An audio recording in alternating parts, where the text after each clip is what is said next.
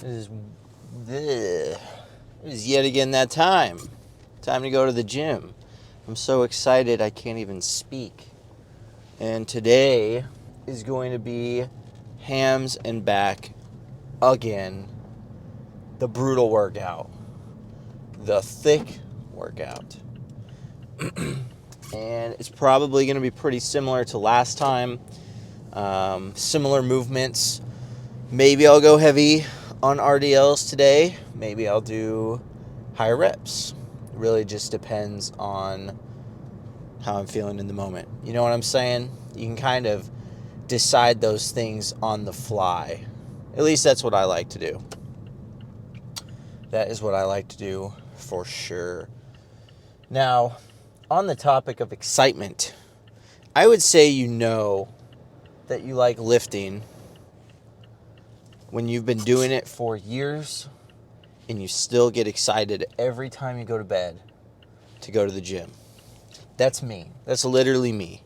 I literally go to bed thinking about the gym the next day. And honestly, thinking about the gym carries me through my day sometimes. Like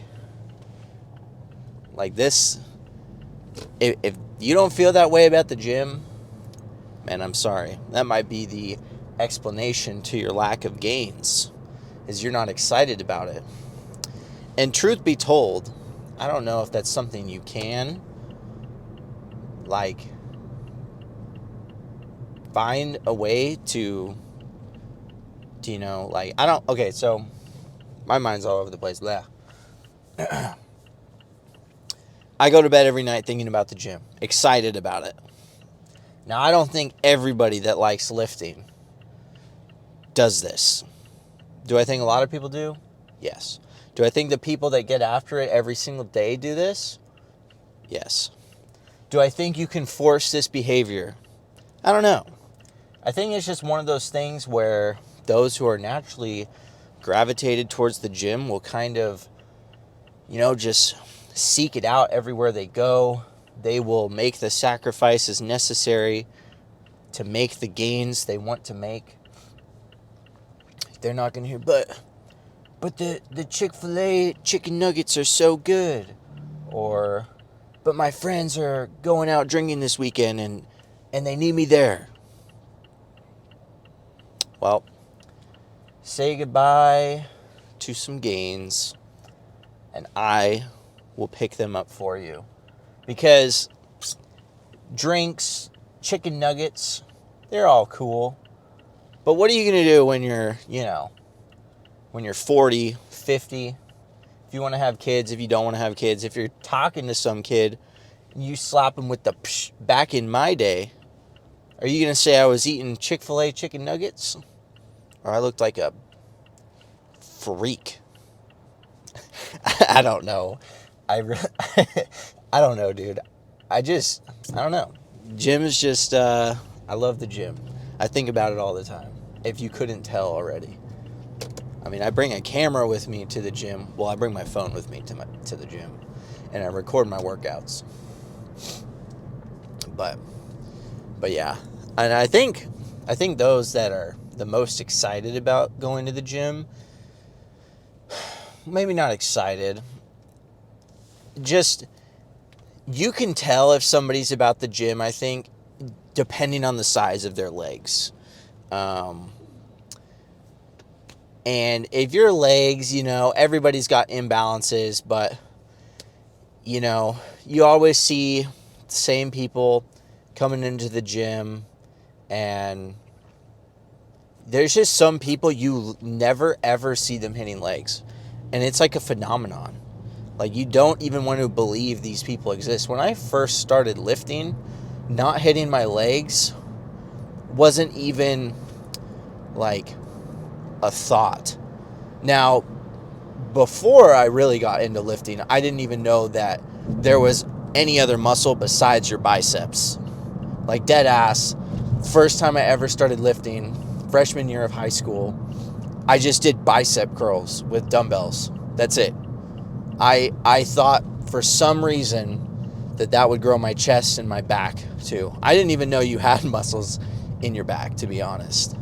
Like, the education for me was not the greatest, but and we figured all that out. But once I figured out that you could do splits, that splits were a thing, right? I didn't even cross my mind to not hit legs. Even like, yes, leg days are harder than the other days, I guess. I mean, realistically, I think every training day should scare you a little bit. But I want to know the true reason why guys don't hit legs. I mean, it's probably just because they can't look at themselves, you know. I mean, it's cool to see a chest pump, right? But if you hit legs, and I mean like really hit legs, and you get a solid leg pump, dude, that can sometimes hit harder than a chest pump. I guess it's just maybe the lingering pain. But I think if you can't handle the lingering pain of a leg day, you're just mentally weak. And I've seen people throwing this statement around, right? The size of somebody's legs is a reflection of the strength of their mind, or whatever that saying is. And I think it's true to a certain extent. Big legs are hard to come by. And strong legs, I don't really think it's that hard to increase leg strength per se. But leg size is a whole different beast. Something that I've been working on as well, you know, especially in the quad department. But we are getting a little too rambly. So probably going to start off with either seated or lying leg curls, and then probably go to the other one, whichever one I start with, I'll do the other one after, and then probably do an RDL before going into some back. So I'll see you at the first set of whatever kind of hamstring curl is open. Here we are training perhaps one of the most neglected muscles in the human body, the hamstring. Honestly, whenever people just don't train a muscle because, you know, there's I don't know what to do. You can only do curls and you can only do Romanian deadlifts or deadlifts. Hey man, you answered your question. Just do that, but do a lot of it. So we're doing a lot of hamstring curls today. This is honestly one of the better hamstring curls I've ever used. The squeeze that you get is insane. So I've been, rocking this machine for a minute. Plus, it's really one of my only options, as this is the only gym I'm training at currently. But there's nothing wrong with spamming movements. Definitely try to get the most out of your sets. Don't just try to stretch out volume as much as you can. You want to make every set as efficient as possible. We don't just want to hop on a machine and move the equipment around and just be like, well, that was good, and not really get anything out of it. Otherwise, you're just wasting time and you're not going to see any results from it. But anyway, moving on, doing a drop set. This feels great. Hamstrings are looking mighty full. Still not really going crazy on the volume. My hamstrings are leagues ahead of my quads, so just keeping the volume light, around 6 to 8 sets per week, and not really leaving anything in the tank. If they can grow a little bit, that would be great, but I'm not trying to chase excessive growth on the hamstrings. I never really understood why they were so neglected. I feel like a lot of muscles that you can't really see, like when you're looking straight on in a mirror, kind of get put on the back burner for a lot of lifters. This is a huge mistake, because if all you're focusing on is what you see when you're looking dead on in the mirror, when you turn to the side, you're just going to disappear. You're going to fade into existence. You know what I'm saying? So definitely have to treat the body, train it in 360 degrees, so that from every angle we just look yoked out of our mind. Otherwise, if you only train for the muscles that you see dead on in front of you in the mirror, that's the only angle you're going to look good at. And it's going to be massively disappointing. You're going to have to play catch up for a long time. Not fun. Nobody wants to do that. Anyway, doing these Romanian deadlifts here on the Smith machine, these felt great. And I changed my technique up a little bit. The upper back is rounded a wee bit, but things are feeling good. So I'm crunching the abs down, keeping my core braced, and just pushing my hips back. I'm not necessarily worried about locking out all the way at the top because, as you can see, I really don't need to work on my glutes, and I just want to focus on maintaining my hamstrings and keeping that volume in there so they don't shrink, but also so that my quads have a chance to catch up and even out the legs a little bit. But the calves are looking not horrible. They're looking pretty nice, actually. So hopefully we can keep those growing a little bit. Now, sadly, I don't know what's going on with the calves, but a couple years ago, I measured them. They were like 15 and a half inches. I feel like I lost some credibility just by saying that. And then I measured them a couple weeks ago, and they were still 15 and a half inches. I don't know what's going on. I need to massively overhaul my calf training protocol. Either way, we're still putting in the work on them. Moving on to the back part of the lift, though, starting with some pull downs. I'm getting close to repping the full stack here, which would be pretty cool. I'm not sure if I'm going to get to repping the full stack with decent form or feeling like my bicep is going to rip off before we start prep here. But I'm rocking about 200 pounds on this thing. So took it for a couple of sets. No drop set on it today. The overload was well enough to get a pump going in the back. And then I moved over to some single arm pull downs, and I'm using the V-bar with just one side at a time. I prefer this to the handles, the D handles, just because with the D handles, the handle kind of rotates when you hold on to it, so it's kind of hard to get a good grip with the strap. This way, it feels better. If you haven't tried it out with the V-bar, I would give it a shot. It's definitely a little bit different of a feeling.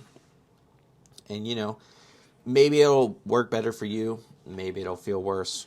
I'm not sure. It works for me, though, so I'm going to keep rocking it. We got that Emperor Palpatine action going on, though, with the hood up for the entirety of the workout. Sometimes it's nice to put the hood up. Signals to the other cronies in the gym that you are all about business today and you're not really necessarily wanting to talk to anybody, which those workouts are necessary every now and then. Just kind of get into the zone, listen to your music, and just go hard. So that's what we did today. The strength was crazy. I say it when we start posing that it didn't really feel like I had a good pump. No, that's not conducive to not actually having a good pump, but you'll see what happens there when we're actually done with the lift. But we just did a couple sets here, finish off with the left arm. Always keep things even. I've never seen that to this day, but I'm sure there's somebody that only trains like one side of their body, and that would be crazy, but we don't need to go into that. I am trying to incorporate more single arm or single limb movements like in leg training as well. Maybe not for hamstrings, but for quads, most certainly. And then finishing off here with some single arm machine rows. I did want to do the other machine row that you've seen numerous times on this channel, but unfortunately it was taken, and you can't just walk up to people and kick them off a machine, even though sometimes you'd like to, but you got to have respect for people. I think we've all seen videos where some guy walks up and he's like, "Excuse me, don't you know who I am? I'm twice your size, and this machine is mine." If that's you, don't do that. Honestly, I was just joking before anyway. Don't have the mindset of, oh, this person should get off the machine for me, whatever. Everybody in there is paying for the gym, so respect other people. If you really want to use that machine, just ask if you can work in. Otherwise, just find a new machine, and your workout's not more important than everyone else's. And honestly, the movement you're deciding to do isn't going to have a huge impact on the quality of your workout, as long as if you're training as hard as you can. That's all that really matters. The specifics of the movement isn't really going to, I was going to do this rowing machine and I had to switch to this other one and that just really threw off my workout and I just couldn't train hard. Like, if that's you, man, you just got to shift your mindset. Otherwise, you're doomed to fail in the long run. But anyway, that's going to be it for this workout, and I'll see you guys in the posing room. All right, so we're done with hams and back, and it was a brutal workout. I can honestly say right now, the pump doesn't really feel like insane, so we're going to see what's lying underneath. My hamstrings were very pumped earlier, and they kind of feel like they have a residual pump. The back moved heavy weight, but the pump just doesn't feel as good. It might actually be there, it might be full, but we'll just have to see. Some workouts are just going to be like that. Some days you can feel super pumped, and then you take your shirt off or whatever, and you're just super flat. And then other days it's vice versa. So hopefully it just doesn't feel super great. I definitely feel a pump, but we'll just have to see how good it is. So, I'm gonna attach the old microphone to the chain and just hopefully we don't get stuck. That would be very scary. Having a panic attack on camera, wouldn't that be hilarious? Okay. All right. Got a nice little mic'd up chain here. Let's see what the hams are looking like.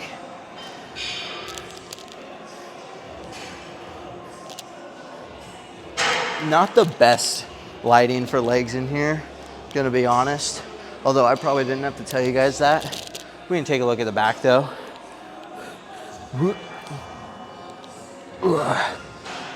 So we definitely have what I would say is a pump.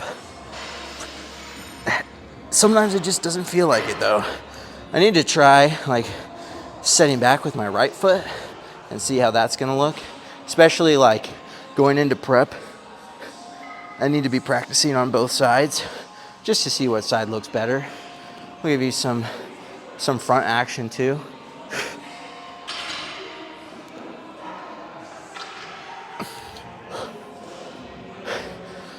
So yeah, solid workout. Definitely my most brutal workout of the week.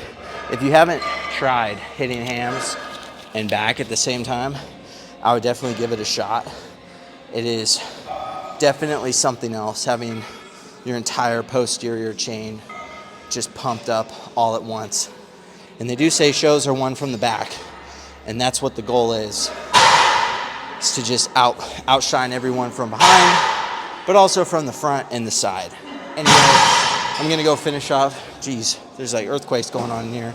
I'm gonna go finish up with some calves, eat my cereal, and I'll meet you guys back in the car. I have to admit, that was a solid, necessary session of lifting up and putting back down heavy circles. Now, I know we didn't really put down and pick up very many heavy circles this workout, but for the sake of the saying, you understand what I'm talking about. It was a great lift. It was a great workout. Put the hood up, listen to some old school rock / metal, some System of a Down, Avenged Sevenfold, Shinedown. Can't really go wrong with those. And with a hamstring and a back workout, I feel like that's the perfect mix. I'll typically switch between rock and metal and hardstyle and EDM. Anything else than that, and it just kind of puts me to sleep. But that's just me. Whatever you can work out to and go hard, just listen to that. Some people listen to podcasts while they're working out. I personally don't see how that's feasible, but hey man, whatever works for you. And On the RDLs, I was messing around with my form, specifically my core bracing. So instead of, I guess, I don't know how I would explain it, but I guess this time I was bracing my abs down. So I would flex, I guess this doesn't really tell you anything. I would just flex my abs down and keep them like kind of crunched in. So that way my lower back isn't like arched, I guess. It's kind of hard to explain. Maybe you guys are smart. You understand what I'm saying. But yeah, and I didn't go all the way up because I didn't really want to incorporate my glutes into the lift. And it felt really, really good. Felt really good. No lower back pain. So I think the symptom of my lower back pain was me. I think I was causing it, you know. That just goes to show you, you can be big, but you can still be dumb. And I'll tell you every single day, I'm pretty dumb sometimes. So there's always something to learn. Never think that you know everything, because you don't. I don't. I know I don't know everything. And I always like learning something new. That's, you know, that actually brings up a good point. I've never understood people that think they know everything and how they think they can, you know, how do they have fun? You know, if I went to the gym and I knew everything about the gym, one, I would probably be the biggest guy in there. And two, I would probably just find something else to do so I could keep learning. Because part of the fun is learning new shit. Like meeting somebody that, you know, you see them do a movement a different way that makes you think about how you do what, like a tricep push down or something. And it's like, that's what makes the gym exciting. Like going into the gym with that like white belt mindset, like you don't know anything, but you're just excited to be there. You've accepted the fact that you're the scrub. You are the scrub. You should always, if you're the biggest guy in the room, you need to find a different room.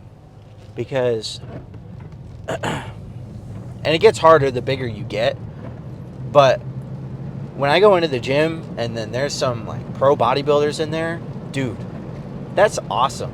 Because I get to go up to them and ask them like what they're doing and why they're doing it and how they started doing it. And then I get to learn from it, and I get to incorporate that in my training, and I feel like I, you know, am advancing. And a lot of the times, you know, they might even just tell you to keep doing what you're doing and just wait. And I don't know, man. I think so many people, I love that more people are getting into the gym, but I think the number one thing that people are lacking is patience.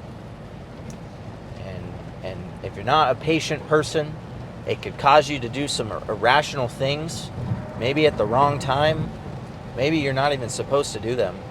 Or you just straight up and quit because you're like, well, I didn't turn into Ronnie Coleman in one day, so, well, I guess this is game over for me. It wasn't in the cards. Let me tell you, dude, if I showed somebody, like, day one, I started working out, if I would have told someone that I saw myself being where I am today, they would have laughed in my face. And, you know, rightfully so, man. Like, why would that person believe that I would go from my starting point to here? You know, I haven't proven anything. And, you know, if you're an outspoken person, speak your goals to whoever you want. You just have to back it up. So if you can back it up, talk the talk. But I think a lot of people should just keep it to themselves, work on themselves in silence, and let the work speak for itself. And that was the other thing I was going to touch on. So today, I worked out with a hoodie, put the hood on. It just kind of felt like that mood. It is cold outside, so I mean, there's that. I didn't want to be cold in the gym. That always sucks. You know, I never understood people that are like, oh, you wear sweats to the gym? Why? Because I want to sweat. They're like, sweat? I'm like, yeah, it's the gym. Anyway, so there's the camp of people, oh, you got to wear the sweats to the gym, or, oh, you got to wear this to the gym. Wear whatever you want. First of all, I choose whatever I'm wearing on a tactical basis. You know, it depends on the feeling for the day. If I'm just a bloat lord, I really don't want to see what my physique is doing that day. I'm going to look in the mirror and get onset depression. Straight up. I'm going to just cry. I'm going to want to go home. I don't want to look at my physique when it's not, reflecting what I see in here. And some might call that a mental illness. And they're probably right. But sometimes it's nice to throw on some sweats, not see what your physique looks like. Kind of fills out your silhouette so you still look huge. You know what's going on underneath isn't a pretty picture right now, but it's not distracting you so you can focus on your workout. And then there's the camp of people, oh, you can't take your clothes off. Sounds kind of weird.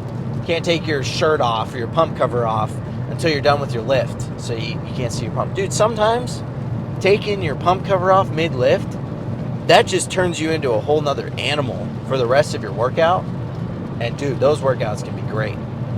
But then sometimes you take the pump cover off and it's just a freaking disappointment. You know what I'm talking about? Like, you think that you're going hard, or maybe you know you're not going hard, and you take your pump cover off to try to maybe trick yourself into thinking that you were, and then you take it off and you're like, definitely was not working hard, and now I don't want to finish this workout. These are things that you just pick up on over time, or maybe they're just stupid things that I do myself. It's probably the latter, to be honest. But I don't know. There's just, I never really want to, it's good to be consistent, but I don't really want to be labeled like, oh, that guy, he's the hoodie guy, or he's the, and if I am, so be it. But maybe I'm the mystery guy. What's Jon gonna be wearing to the gym today? I might as well show up in a snowstorm, in a stringer, and short shorts, just to shake things up a little bit. We're not going to get any kind of a pump on that day, but hey, got to mix it up every now and then. Anyway, this was a bit of a ramble, kind of all over the place, but I hope you enjoyed it, and I'll see you when I see ya.